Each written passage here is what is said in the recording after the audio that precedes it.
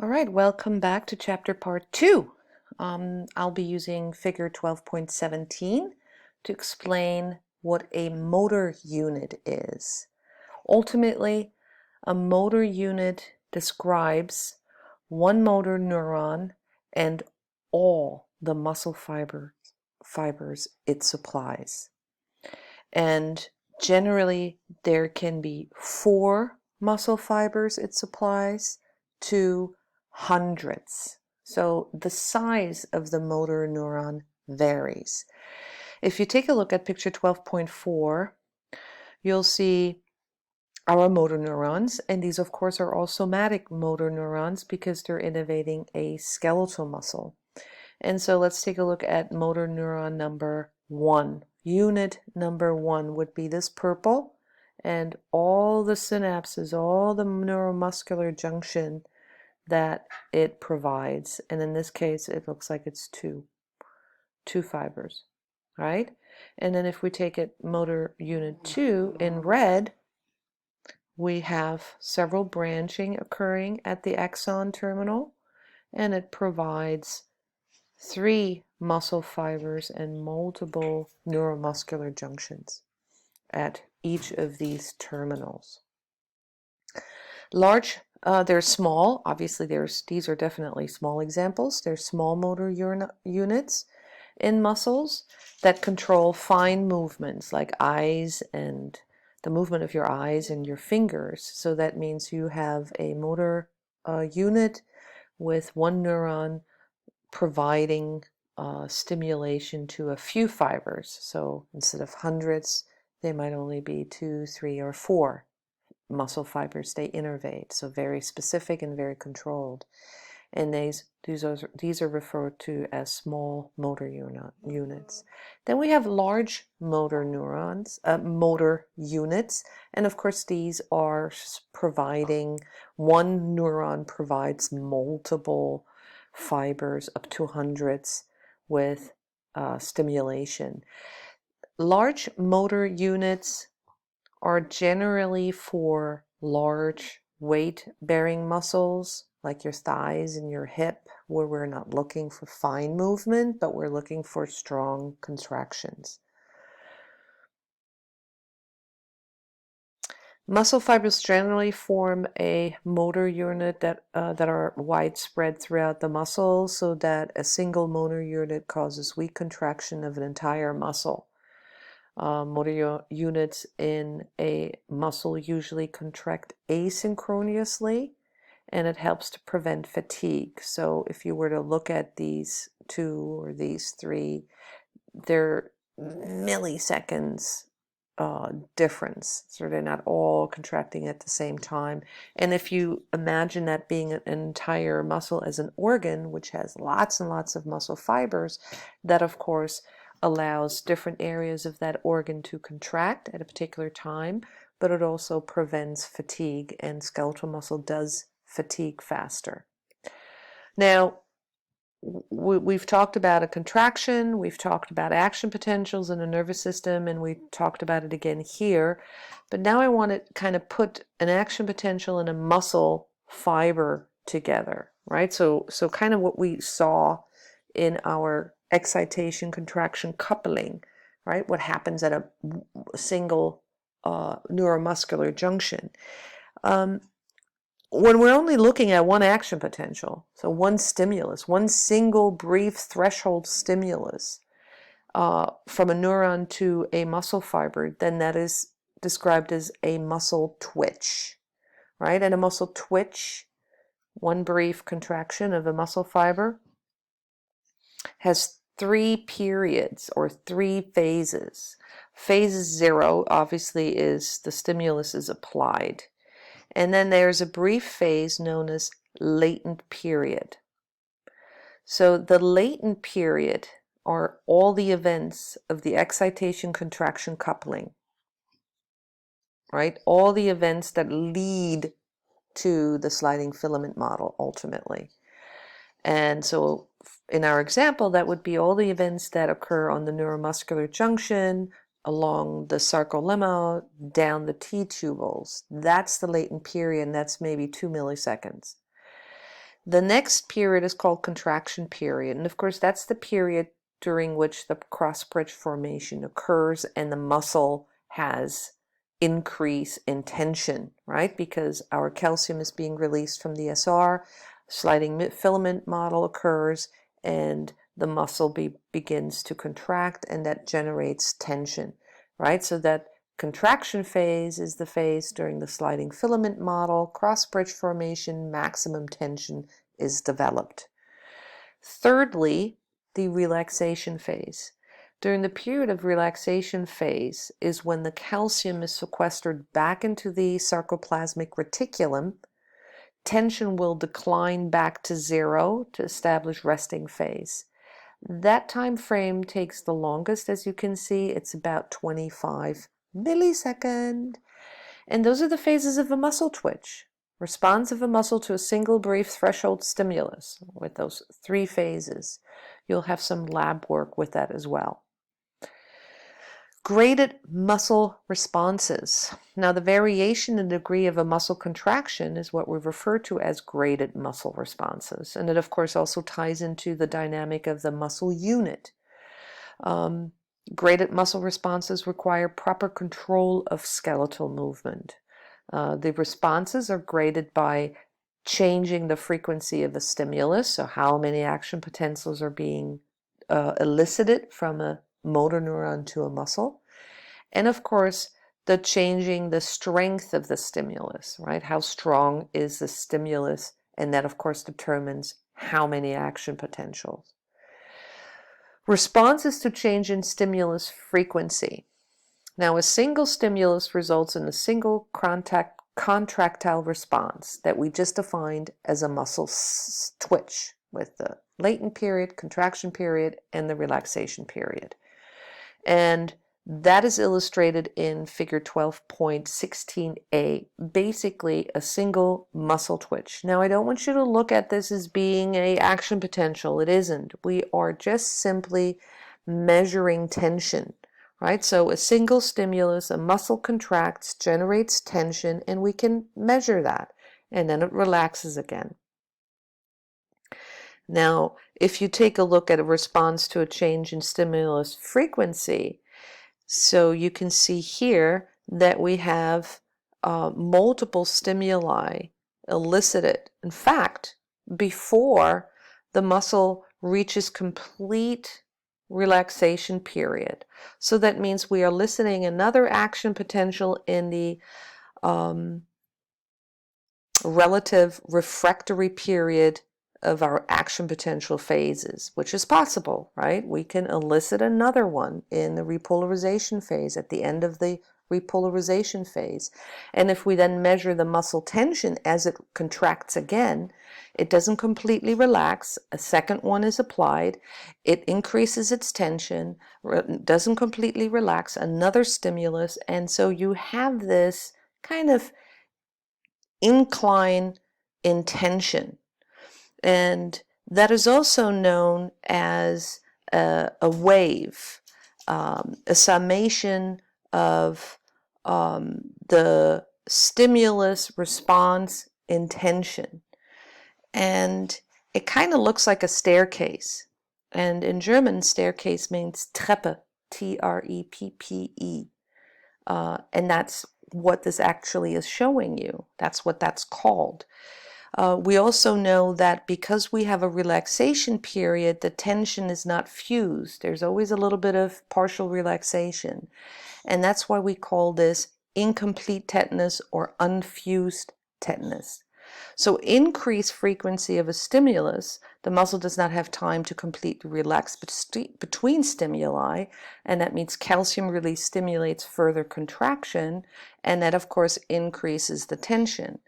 The calcium release stimulation that further causes contraction is separated by time of the stimulus, and so that's what we call temporal summation, right? Because it's a wave of stimuli, but there is relaxation period.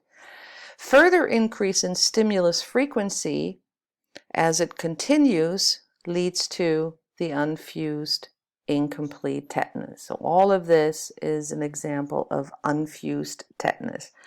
Now, response to change in stimulus frequency, part 3. Again, this is figure 12.16. We just continue it. If stimuli are given very quickly enough, fusion of this tension called tetanus is going to occur. So complete tetanus occurs as a result of stimulation increasing to the point where we're not seeing any relaxation period.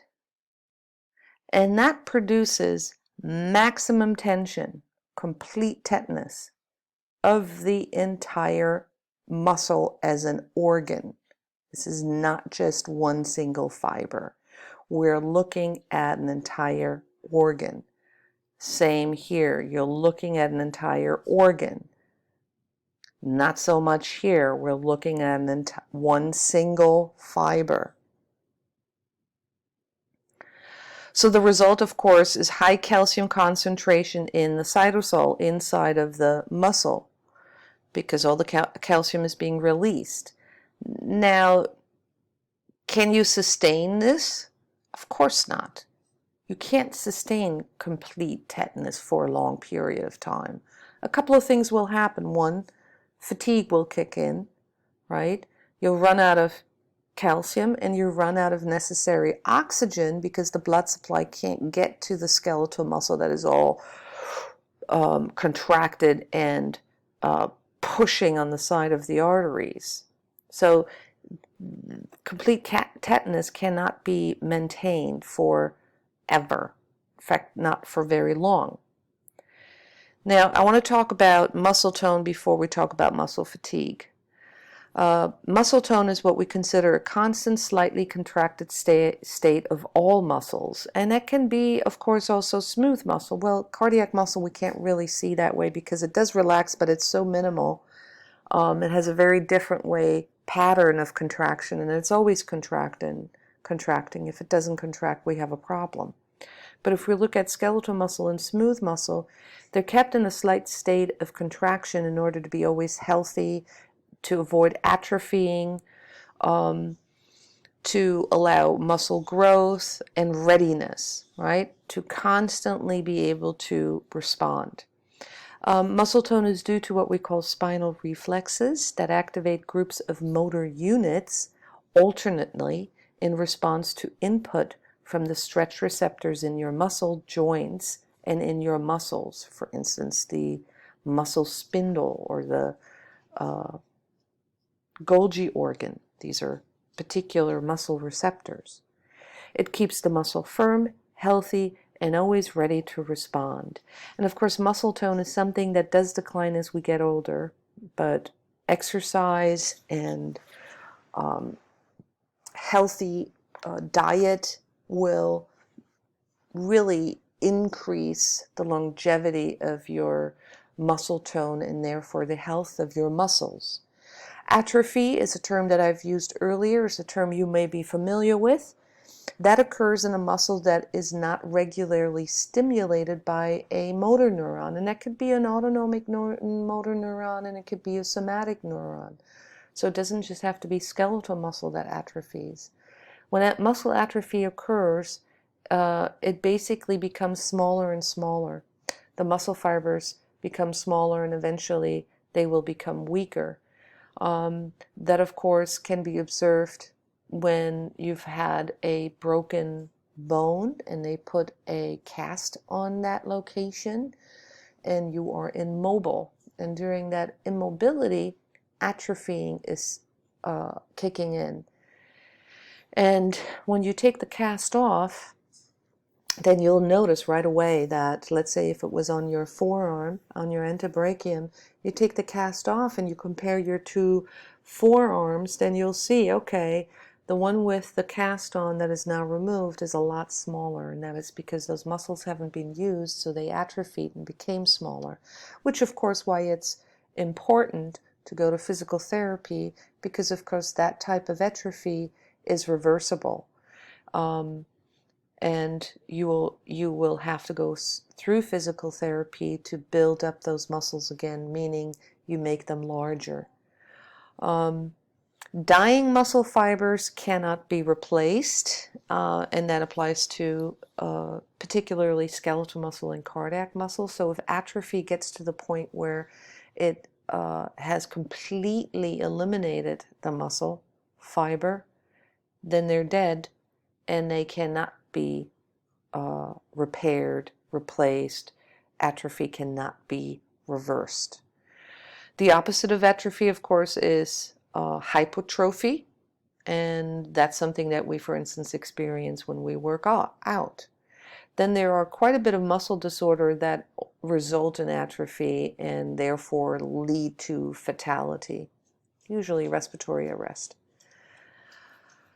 Before we go into muscle fatigue, I want to talk a little bit about muscle metabolism in terms of where do they get the energy to contract. This is chemistry, and we'll talk a lot more about this type of chemistry when we get to the digestive system, but this is the beginning of those type of chemical reactions. Muscles get their ATP really in 4 ways. One is stored ATP, which is not listed here, and that's usually a couple of seconds. The second form of gaining ATP is what we call direct phosphorylation. And direct phosphorylation is possible because you have a substance called creatine, not creatinine, which is from the kidney. We have creatine, which is a substance that binds phosphate.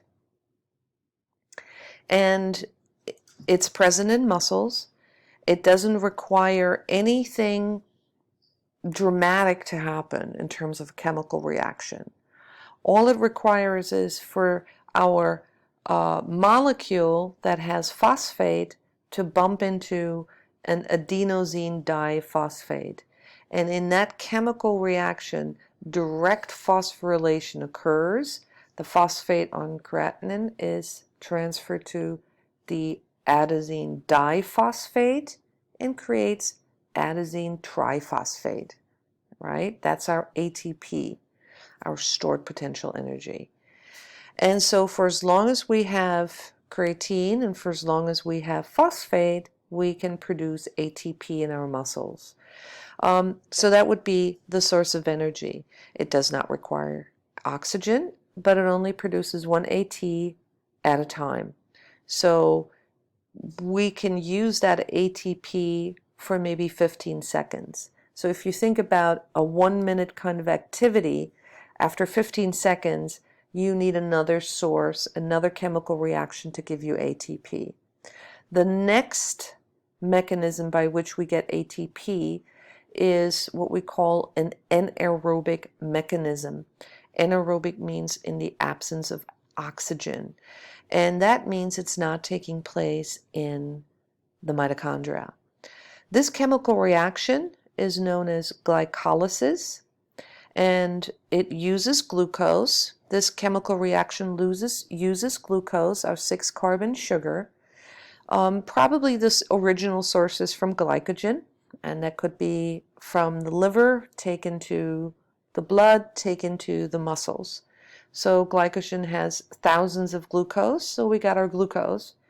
And via this glycolysis that happens in the cytoplasm or the sarcoplasm of the muscle, we break down a 6-carbon sugar into 2 3-carbon molecules known as pyruvic acid or pyruvate. Same thing. Pyruvate has 3 carbons, and since glucose has 6 carbons, we have 2 of those molecules. In that process, we actually gain net 2 ATPs that the muscle can then use for contraction, the sliding filament model. We don't need oxygen. Now, generally, if we continue the chemical process, we will need oxygen. So if we want to further break down pyruvate, because we still have 3 carbons and hydrogen and oxygen, we would need oxygen to continue. But if the muscle does not have oxygen available, then pyruvate will be changed to what is known as lactic acid due to the transfer of one hydrogen. And the lactic acid is then either released into the blood or moved to another muscle fiber that may still have oxygen and then can continue the breakdown of pyruvate acid. But if oxygen is not present, lactic acid is the end station. This is our end product. And of course, it's an acid, it's a weak acid, and released into the blood can acidify the blood. That's why it's important always to drink a lot of water when you are exercising. We only get 2 ATP per glucose, not so much, and of course we get lactic acid. In fact, per glucose we get two lactic acids. The duration of the energy that is provided is maybe around 45 seconds, so you're up to 30 to 60 seconds of energy that you can use to perform. After 60 seconds, so basically after a minute of muscle contraction, none of these will be suffice to provide us with enough energy for a muscle to contract, a muscle fiber to contract. Then we move into the third metabolism of muscle, and that one is called aerobic mechanism, and that's because it uses oxygen, and it is also known as cellular respiration, and as you can see here, it takes place in the mitochondria. You don't have this particular figure in your book. That's why I'm hoping that this will help you to have this. You have other figures, but this is a nice little summary. All right, so we're after 1 minute. We still have lots of glucose available, which is being broken down into pyruvic acid or pyruvate molecule via glycolysis. But now in the presence of oxygen, our pyruvate will be slightly adjusted and sent to the mitochondria. And in the presence of oxygen, the mitochondria will perform cellular respiration that includes the Krebs cycle or citric acid cycle and the electron transfer chain, ETC, which is a chain of enzymes that ultimately are important to feed one major enzyme called the ATP synthase that produces lots of ATP. So cellular respiration occurs after 1 minute due to the input of pyruvic acid. We have some byproducts of carbon dioxide and water, but we also get lots of ATP. So don't get too comfortable with this number of 38. There's definitely variations. I always say in the 30s, anywhere between 32 and 38 ATPs, different publications, different numbers, and it's actually quite complicated to really calculate the amount of ATP that is actually being produced and then used by a muscle. So energy source, glucose, pyruvic acid, but it can also be fatty acid chains from adipose tissue, can also be amino acids that all are being fed into the mitochondria to go through cellular respiration. Oxygen is required for this chemical reaction to take place, but we get lots of ATP out of it and enough ATP to be able to function for hours. So that's kind of cool. This is the figure that you have. 12.12 or 12.11. I think both of them work. You have a resting muscle that stores energy from ATP in a high energy bond of phosphocreatine, and it allows that direct phosphorylation to occur. We don't need a lot when we're sleeping or resting, but we do need some. Enzymes help in the direct phosphorylation, of course, but a working muscle needs a lot more, and that's when we are really looking at either anaerobic metabolism, if it's less than a minute, or aerobic metabolism, cellular respiration. Myosin ATPase will also help during contraction and enzyme. Calcium ATPase during relaxation to pump calcium back into the SR. Of course, the sodium-potassium pump needs ATP to restore the ion concentration again, to establish resting membrane potential. So we always need ATP for the basics to occur, not even to mention exercise.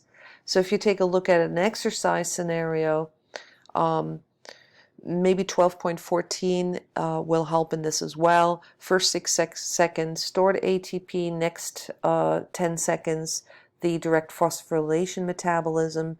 The next 30 seconds, anaerobic, and then to a minute. And then you stop your exercise. If you go prolonged, cellular respiration. Now, I mentioned lactic acid buildup in this short duration exercise when it's anaerobic, and I do want you to know that, contrary to popular belief, I'm working hard on making that a disbelief that lactic acid is responsible for cramping. The reason you're cramping, one, is not super clear, but two, has much more to do with ion concentration differences, meaning not enough electrolytes, not enough calcium, not enough potassium, not enough sodium, because when you're exercising, you're sweating. And often the cramping doesn't happen way until later after you have exercised. Often it happens in your sleep and trying to reestablish the ionic concentration. There's some really great experiments that have been conducted in that clearly show it has a lot more to do with electrolyte imbalance than it does with lactic acid. Lactic acid will be picked up from the blood, and it goes to the liver, and the liver and the kidneys can use it. Even the heart can use it. And then eventually it can be converted back into pyruvic acid, which can be put back into metabolism as soon as oxygen is available. Often lactic acid is actually moved to the adjacent muscles that might still have stored oxygen available. Checkpoint. Again, this is something we can discuss in the Zoom lecture. 13. I don't know if it is 13, but I called it 13 on this slide. How do muscle cells continuously synthesize ATP? So you want to check out that slide of muscle metabolism, right? How is ATP formed continuously to allow, well, continuously, let's be relative. You cannot be exercising until all eternity, but go through the metabolism. And what is muscle fatigue? I feel like we totally lost that somewhere. Muscle fatigue, please look into that as well. I mentioned that outside of movement, we also use our muscles to produce heat, and this heat is used to allow body temperature regulation to occur. Really, only 40% of the energy released in muscle is actively used to do the work. 60% of that is just given off at heat, and your body uses that. Of course, if you're exercising, you're generating a lot of heat very quickly, and that can lead to dangerous heat levels and preventing radiation of heat from your skin and preventing sweating would cause the internal temperature to rise, and that would cause denaturing of proteins, which are your enzymes, which are your muscles, and most certainly would have an effect on your nervous system. So the regulation of heat, back to our first lab, I'm coming full circle with heat exhaustion and heat stroke, by tying it back into muscle activity. So we want to make sure that temperature regulation is not just muscles, but also the ability of skin and releasing heat and sweating, of course. The effects of aerobic exercise. Aerobic exercise results in an increase of muscle capillaries, number of mitochondria, myoglobin synthesis. Myoglobin is a protein that binds oxygen and stores it in muscles. Effects of resistant exercise, so weightlifting, for instance. Resistance exercise is typically classified as anaerobic because they're short contractions.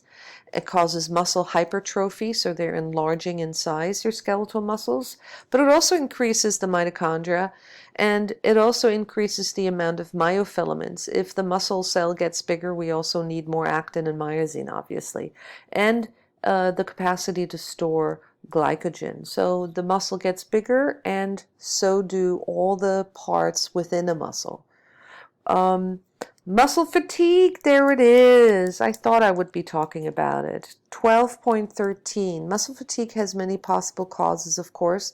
The strongest would be lots of exercise, and ultimately what happens is that our excitation contraction coupling is not supported anymore, and that might be due to the lack of ATP. And here's the proof. In recent years, research indicates that lactate, which is lactic acid accumulation, is no longer a likely cause of fatigue or cramping. So what is muscle fatigue? A state of physiological inability to contract. No matter how much you would want to, your skeletal muscle wouldn't be able to contract. Muscle fatigue occurs when the ATP production fails the need of ATP. So how much you need to use, we can't keep up with the ATP production. That becomes what we call a deficit of ATP.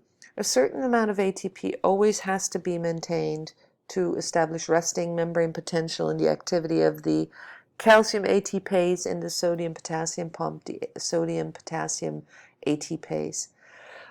Lactic acid accumulation in a muscle is not the cause for muscle fatigue, but it does happen. But ionic imbalances, of course, are present. So those are key scenarios. Intense exercise can lead that. Rapid muscle contraction and high tension will lead to muscle fatigue. It'll also recover quickly. Your sodium-potassium pump will need ATP to restore the ionic balances, and if it can't keep up during intense exercises, of course, then the muscle won't be able to contract. Low intensity exercises produces slow developing fatigue because the SR is able to regulate calcium, and the only time that can be disrupted is if the SR is damaged and calcium regulation is disrupted. If you look at this picture, it kind of shows you the types of fatigue. You have peripheral fatigue and central nervous fatigue. So central nervous fatigue is all about psychological effects. It's usually a protective reflex, right? If I'm exhausted because I just ran so far, I just can't do it anymore. Could I physically still go? Probably yes, but I might throw up. So you have some psychological input on muscle fatigue. If you look at the peripheral station, your neuromuscular junction, the release of acetylcholine will decline during muscle fatigue. It's difficult to increase the muscle potential to an action potential. We have decline in calcium release. We're losing calcium. The blockage on the actin is not working due to the lack of calcium. And of course, we're depleting ATP. We'll be depleting our glucose, our glycogen, and of course, a possible change in pH due to lactate and hydrogen ions that are released into the blood. So these are the physiological condition of fatigue rather than the psychological condition of fatigue. Oxygen debt, another term. Vigorous exercise causes dramatic changes in muscle chemistry. You just saw that, just thinking about the ionic concentrations. For a muscle to turn back to a resting state, there's always a certain amount of oxygen that needs to be reserved to allow the replenishing to occur. Lactic acid must be converted to pyruvic acid. Oxygen is necessary for that, and the shifting of hydrogen turns lactic acid into pyruvic acid, or lactate into pyruvate. Same thing. Glycogen storage needs to be replaced. ATP and CP reserves must be resynthesized. So you need a resting period to allow all of these conditions to be reestablished. And that is what the oxygen debt is used for. The extra amount of oxygen needed to allow restoration to occur, restoration of your muscles. So maintaining proper oxygen debt. Let's talk a little bit about mechanics of body movement, and this might be of great interest for anybody who is going into physical therapy, coaching, so PE, or an athlete yourself. The same principles that apply to contraction of a single fiber, of course, apply to a whole muscle. Contraction produces tension, and that's the force that is exerted to move a load or an object, right, to do the work. We can distinguish concentric contractions, which means that the muscle actively is shortening. It's not elongating, it is shortening. For instance, raising a weight to allow a bicep curl when your biceps brachii are contracting and you're flexing at the elbow.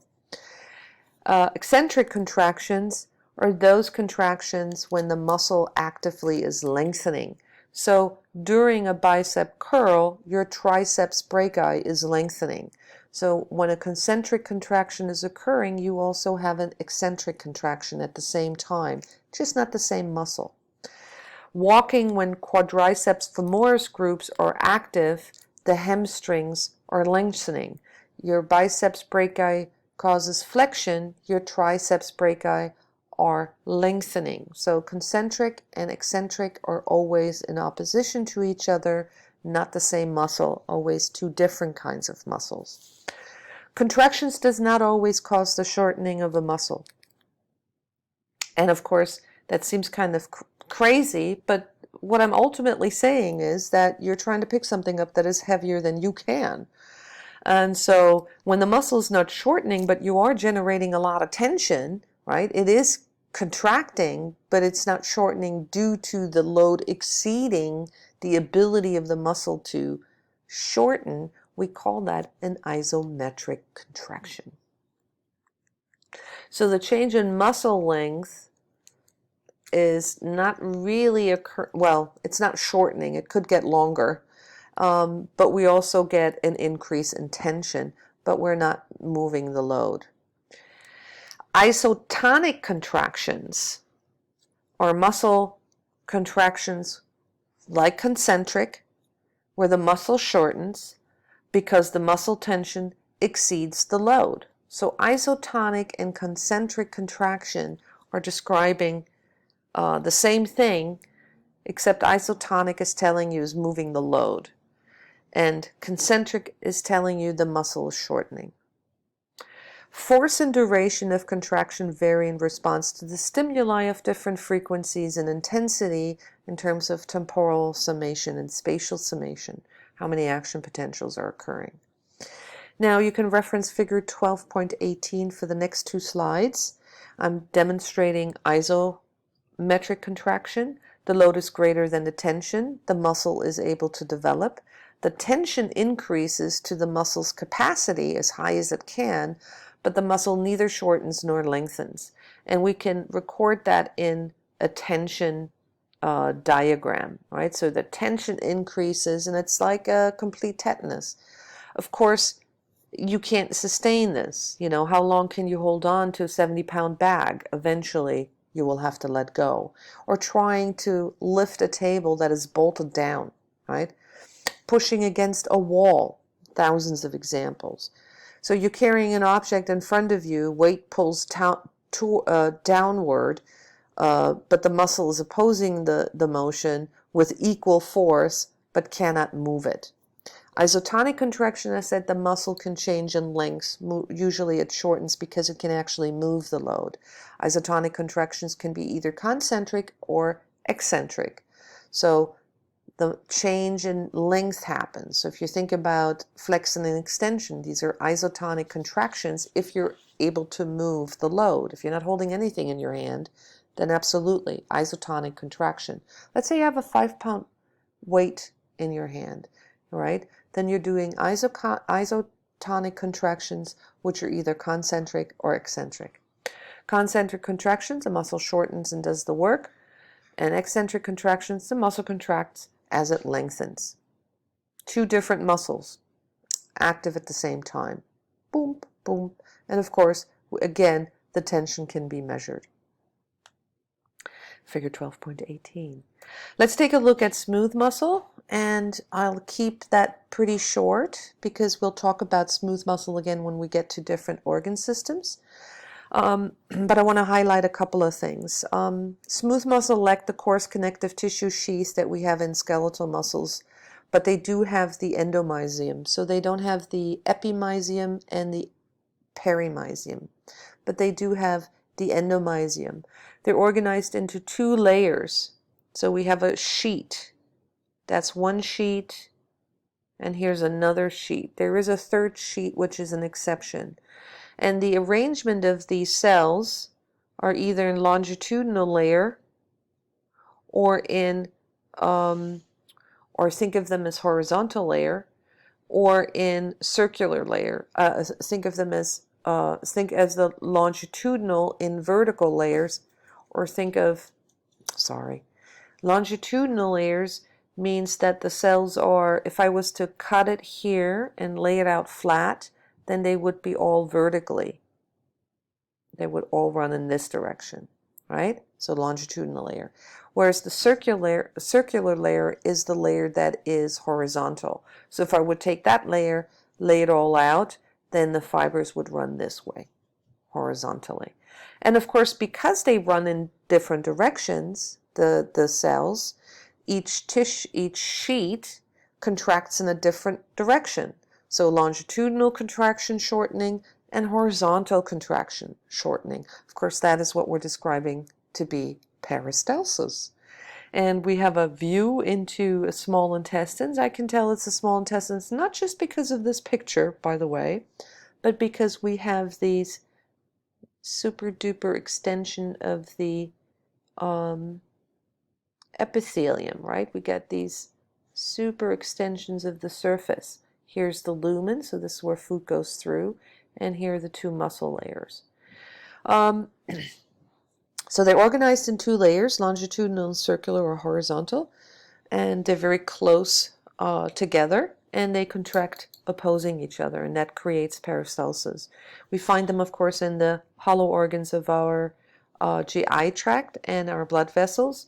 We do not find smooth muscle in the heart. That's cardiac muscle. And they have the same contractile mechanism as skeletal muscles. I point out some of the differences. There are some. So peristalsis is the longitudinal layer contracts, the organ dilates and contracts, and then the circular layer contracts, the organ elongates. Peristalsis is an alternating contraction and relaxation of smooth muscle that mixes and squeezes substances through the lumen of a hollow organ. So food is moved through the esophagus, food is moved through the large intestines. So it's a particular mechanism of contraction performed by smooth muscles. So here's the difference to skeletal muscle, figure 12.23.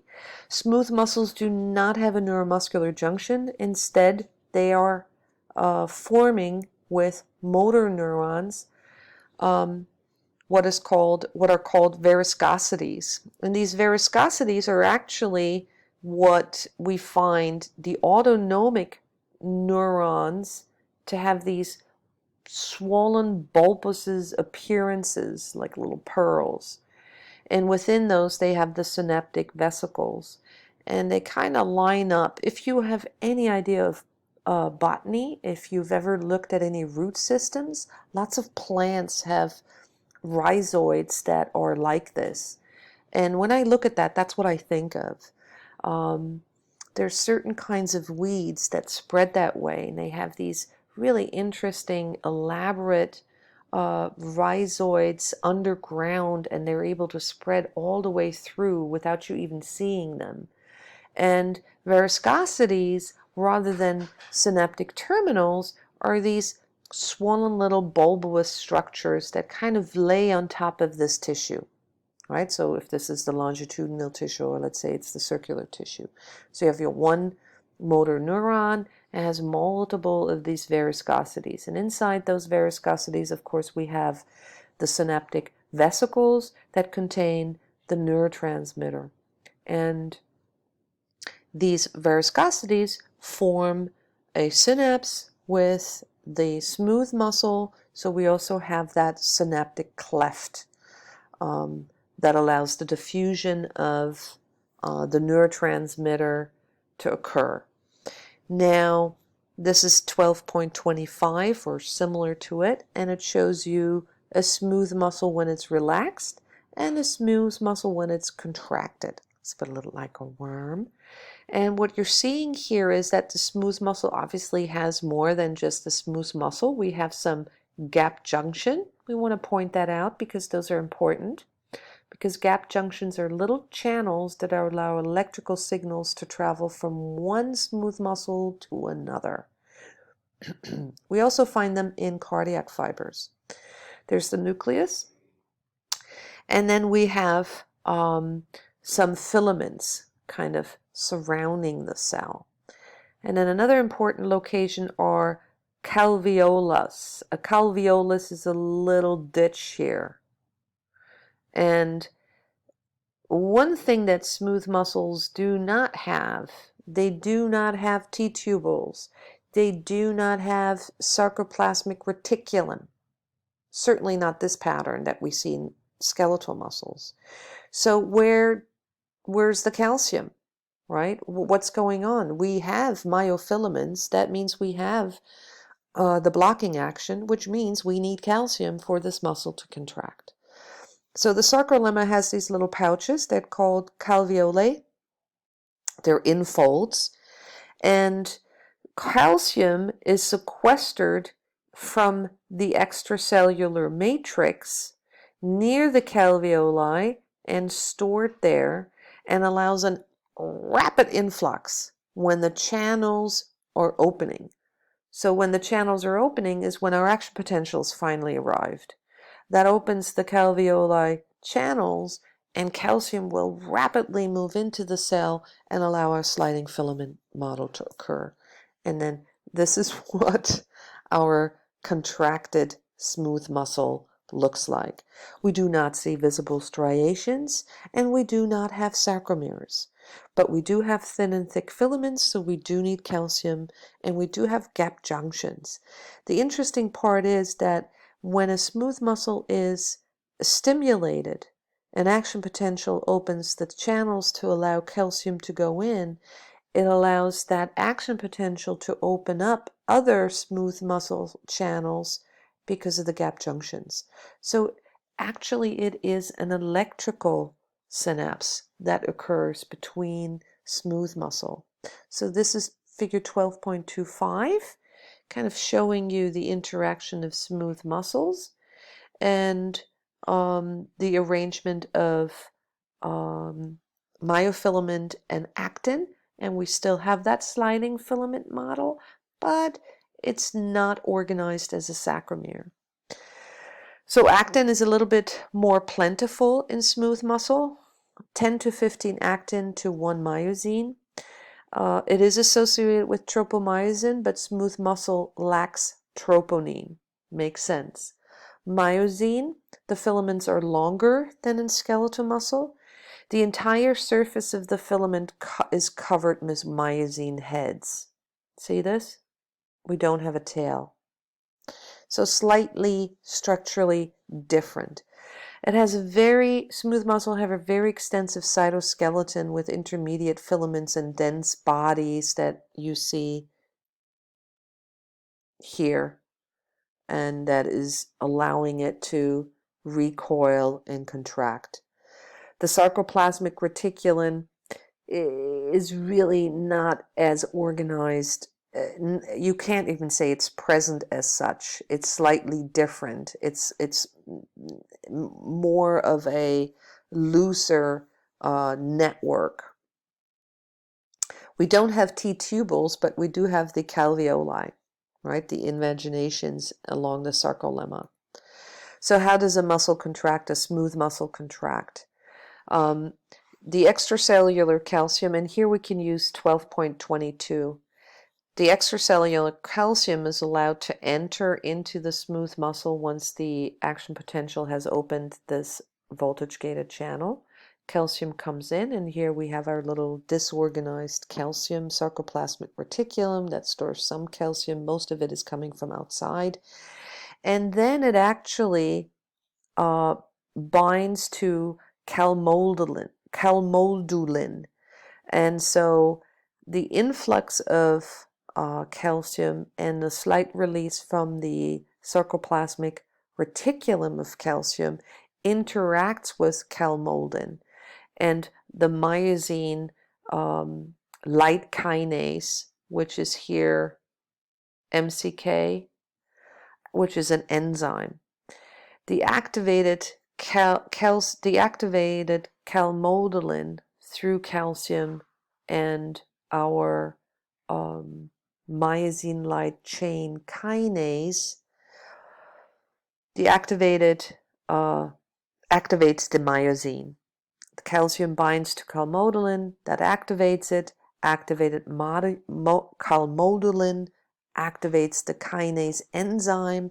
The activated kinase enzyme transfers phosphate from ATP to myosin, and the cross bridges can occur. So those are your steps 1 through 5. Phosphorylated cross bridge interactions with the actin, and that produces that sliding and shortening. The smooth muscle will contract, relax upon the decrease of calcium, so the removal of calcium from the cytosol, either back to the extracellular fluid or into the SR. Chances are both occur. There's also a pump, a calcium ATPase, that reverses that movement, brings sodium in and pushes calcium out at the same time, and that deactivates calmodulin, calmodulin and deactivates the myosin kinase. We don't have ATP, and they detach, and your muscle relaxes. So very similar to skeletal muscle in terms of the calcium role. It just binds to calmodulin rather than troponin, and we still have cross-bridge formation. Our source of calcium are 2 places: extracellular fluid and SR, the sarcoplasmic reticulum. So special features, unique characteristic about smooth muscle is it's the tone itself, smooth muscle tone. Smooth muscle tone exists always. It's very slow in contraction, but smooth muscle has a higher endurance, so prolonged contractile activity. It does not require a lot of energy as skeletal muscle do, and it responds to stretch, so it recoils really well. Hyperplasia is a specialty of smooth muscle as well, and that means it can divide and increase in numbers, and that is what we refer to as hyperplasia. Think of the uterus, and that hyperplasia occurs due to the effects of estrogen, and that increases the size of the uterus. And that happens, of course, during puberty, but it also happens during pregnancy. So those 2 events under the influence of estrogen. Muscular dystrophy is a disorder. It's a group of inherited muscle destroying diseases where muscles enlarge due to the fat accumulation and the connective tissue depositing that happens in the muscles, and that leads to the muscle fibers atrophying, ultimately unable to contract and disappearing. Duchenne muscular dystrophy, DMD, is just one example. It's inherited on the sex-linked chromosome, that is carried by the female. Females are identified by two X's. Males have one X and one Y. And because this disease is inherited through the X-linked chromosome, DMD is often expressed in the male versus in the female, because the second X chromosome often covers, shades the disease, whereas a male only has one X and therefore it will be expressed genetically. Diagnosed between the ages of 2 and 10 approximately. Victims become incredibly clumsy very early on. They fall very frequently and their muscles begin to fail. It progresses from the extremities upward, and the victims die of respiratory failures, usually in their 20s, due to the failure of the diaphragm. When the diaphragm is not contracting, the patient is unable to breathe. It's related to the genetic disorder that is responsible for dystrophine. That's why it's called dystrophy, which is a particular protein necessary for muscle building and maintenance, and the lack of that causes the atrophy of that to happen. There is no cure, but there is hope in myoblast transfer therapy. It shows promising results by transferring myoblast, muscle fiber cells forming muscle fibers, from a healthy individual to a patient. Of course, this would have to happen continuously. All right, that leads me to cardiac muscle. We spend some more time in this when we get into the cardiovascular system, which I'm very excited about. Like muscle, they are striated. They have sarcomere structure. They have the myofilaments. Unlike skeletal muscle, they are shorter, they are branched, and they only have one nucleus.